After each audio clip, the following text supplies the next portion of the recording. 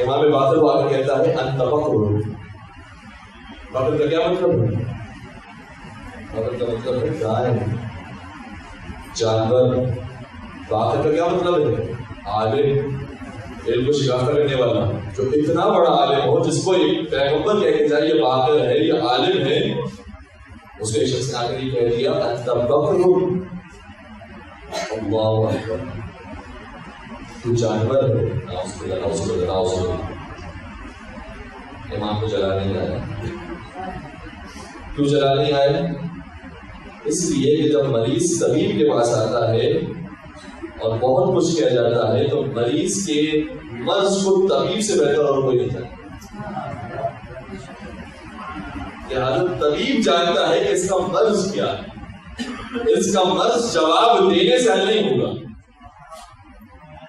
اس کا مرض کسی اور چیز سے حل ہوگا. کہا نہیں میرا نام باقر نہیں ہے، باقر ہے. اس کو جلال آ گیا کہ اتنی تحمل کے ساتھ کہہ دیا میرا نام باقر نہیں باقر ہے. آگے بڑھ کے کہنے لگا ماں کی شان میں گستاخی کرنے لگا. عیسائی میں ماں کی شان میں گستاخی کرنے لگا. کہنے لگا انت ابن الطباخ، تو کھانا پکانے والی کی بیٹی، تو بیٹا ہے، تو کھانا پکانے والی کا بیٹا. امام نے کیا خوبصورت نشہ فرمایا، کھانا پکانا کوئی ایک کی بات نہیں، روٹیاں پکانا کوئی ایک کی بات نہیں. یہ ان کا مشغلہ تھا، ان کی اولاد کوئی ایک کی بات نہیں. اب بھی یہ غصے میں نہیں آئے، اب بھی ان کو کوئی فرق نہیں پڑتا ہے.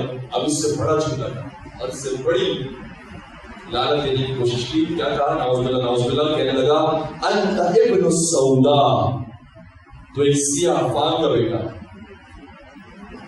اور وہ سیاہ فام اللہ اکبر کی جو غیر معتبر کام کرتی. اللہ اکبر. اب اس سے بڑی کیا گالی ہو سکتی، کون برداشت کر سکتا. امام باقر نے کیا خوبصورت جملہ فرمایا، فرمانے لگی اگر جیسا تو کہتا ہے وہ ویسی تھی تو خدا اسے معاف کرے، اور اگر تو جیسا کہتا ہے ویسا نہیں تھی تو خدا تجھے معاف کرے. اللہ اکبر. اب روایت کے جملے یہ ہیں